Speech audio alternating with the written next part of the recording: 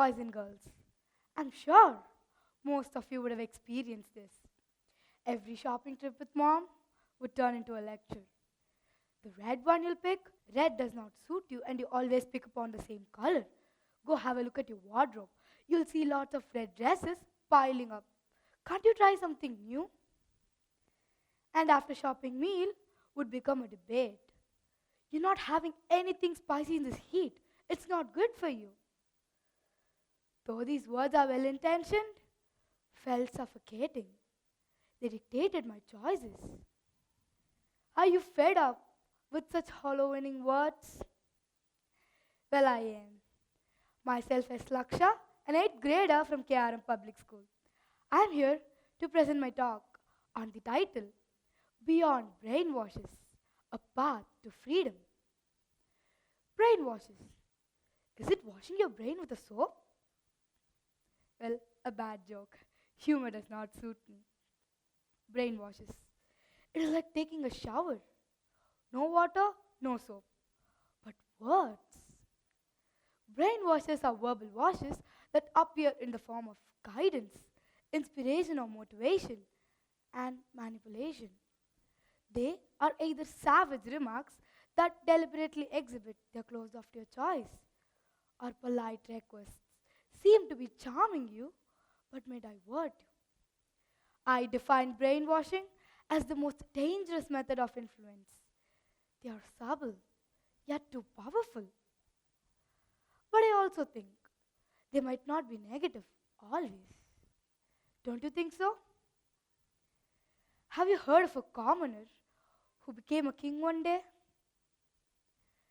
Chandragupta Maurya, the first emperor of India. This commoner was made an emperor by the interference of somebody in his life. Guess him. I'll give you a clue. He's one of the familiar figure and a great teacher in Indian history. Did you guess him? The persuasive Chanakya. Chanakya saw some potential in the young kid. He adopted him. His mentorship have guided him throughout his journey of becoming an emperor. Chandragupta finally did it by creating the great Mauryan Empire. Isn't it fascinating that influences can make people king? I think brainwashes can be expressed as harsh remarks or polite requests. They may guide us or mislead us. So somebody's interference in our life is either guidance or manipulation. How do we differentiate them? Hear out another story. Once, a student asked his teacher, if both good and bad are created by the God, then why do I have to only follow the good? The teacher did not reply. Instead, the next day, he served him 2 bowls for breakfast. When the boy opened both of them, he found one had milk and the other one, any guesses? It had cow dung. Sounding yuck, isn't it? The boy was shocked. He asked his teacher, why are you asking me to consume cow dung? The teacher laughed and he told, if both milk and the dung are produced by the cow, then why do you only consume the milk and not the dung that is also produced by the cow? The boy was stunned by his answer. He got a very clear explanation of how to differentiate good and bad. Well, we also get to know something. Milk, which is fit to be consumed, is equal to the guidance which is fit to be utilized. Whereas the cow dung, which is not fit to be consumed, is equal to the manipulation which is not fit to be utilized. I warn you, be aware of the brainwashes. Have you noticed how advertisements sneak into your mind, convincing you to buy the fancy toaster for survival? Can't we toast the bread with a pan? Is it so essential for a toaster? Brainwashes come into the scene.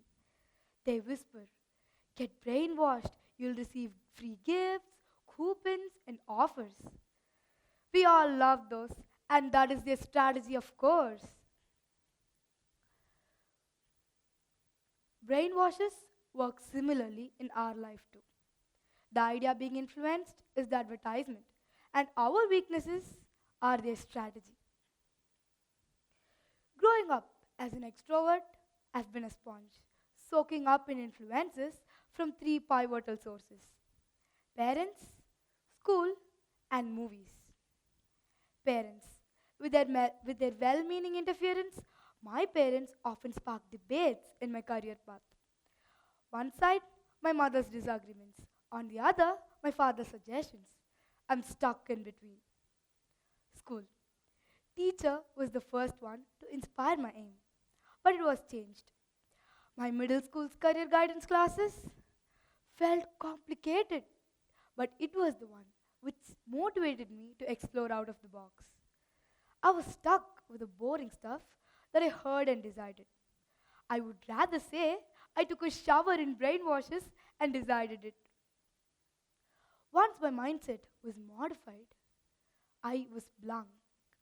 I didn't know how to proceed further. But my teacher's words were a boost. She told me, Laksha, listen, whatever career choices you may choose now will not last. As you undergo different stages in your life, according to each stage of your life, your mindset evolves. And I live this truth. Amidst these influences, movies stole my heart. I'm frankly a movie addict, lost in stories that transport me into new worlds. I connect, imagine, and inspire. This have shaped my passions very well, unlocking my career possibilities. In fact, this have sparked a passion in me for dance. In today's rapidly changing world, the external pressures on youth while choosing a career resemble a comedic tragedy. Imagine a teenager happily dreaming of being an astronaut, only waiting to be guided towards tax accounting, as who would love to spend their whole life with stars instead of spreadsheets? Well, that was ironic. This brainwashing can stifle true passions, transforming us into career chameleons. The fear of failure creates anxiety, like a cat navigating in the bathtub or a deer caught in the headlights. Yet, some youths defy these norms, emerging as creative rebels.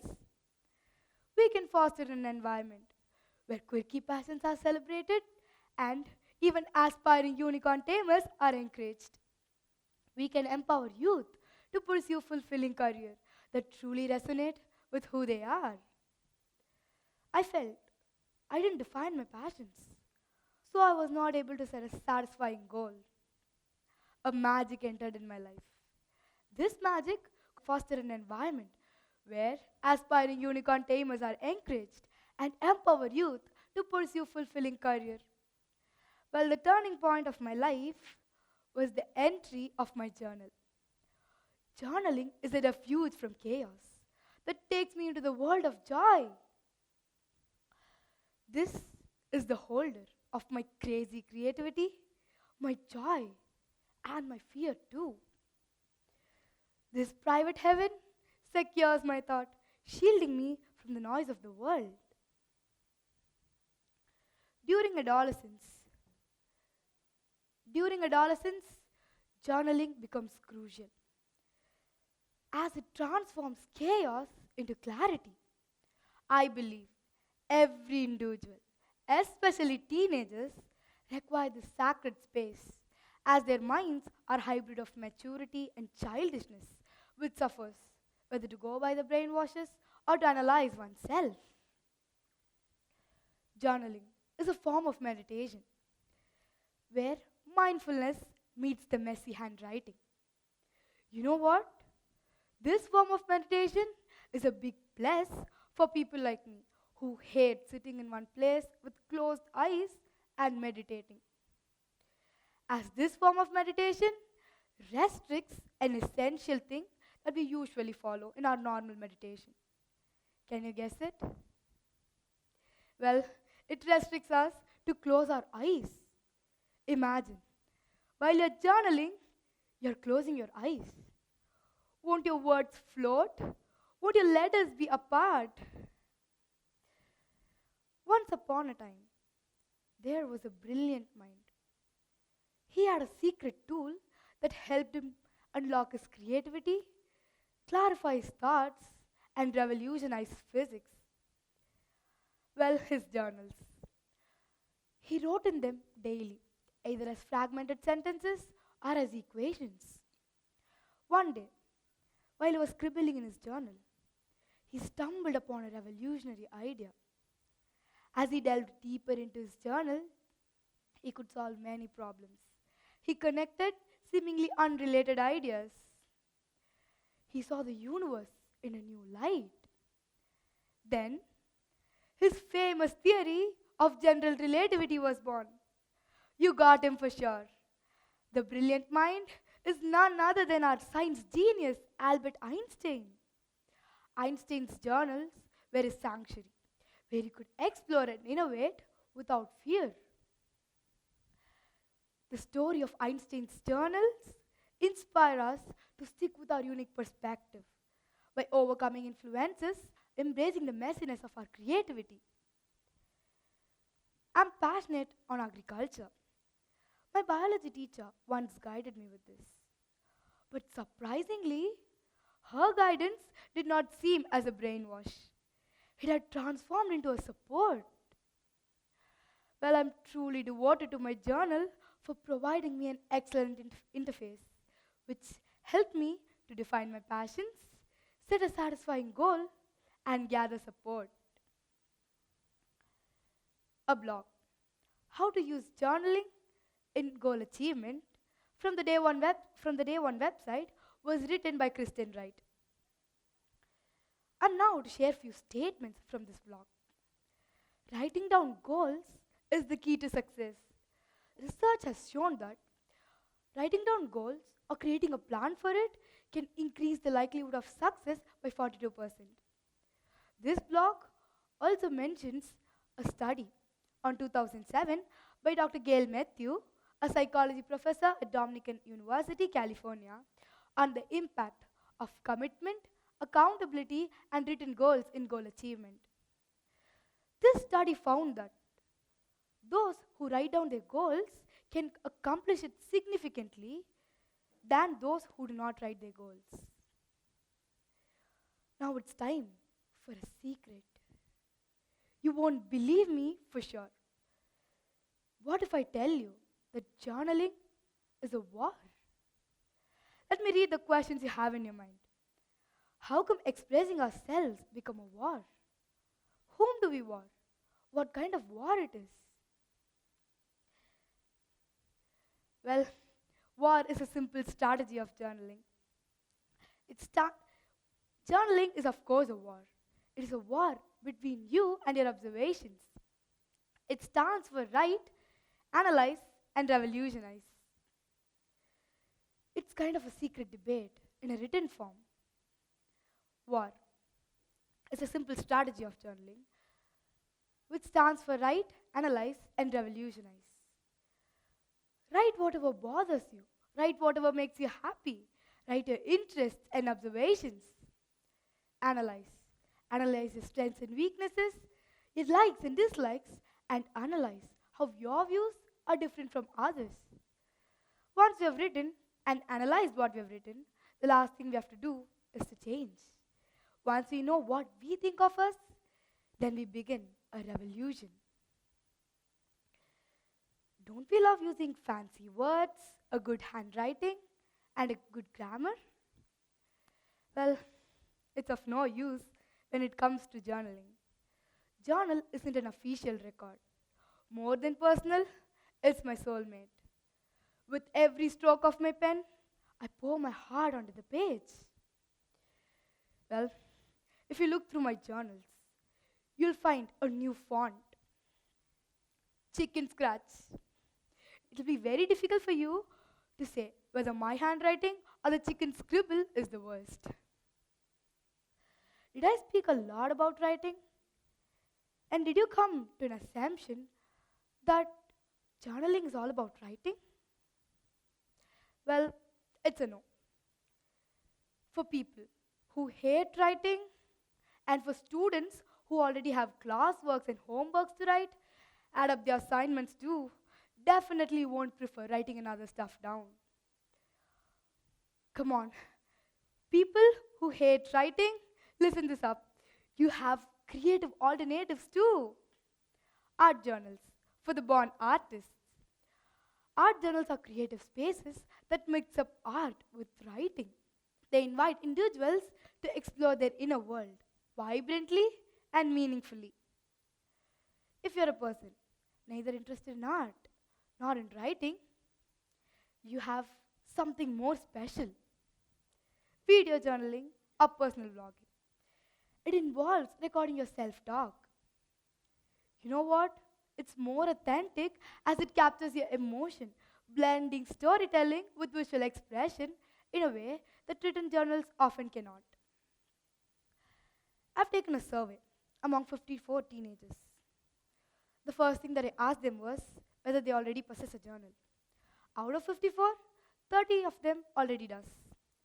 For the rest 24, assuming that they might not be aware of journaling, I introduced the concept of journaling to them. Out of 24, 13 of them are willing to journal. In total, 43 out of 54, that is 80% of my participants are onto journaling. The last thing that I asked them was which form of journaling they prefer. 53.5% prefer written form of journaling, 34.9% of them prefer art journaling, 11.6% of them prefer video journaling. In a world overflowing with distractions, the journey inward becomes essential.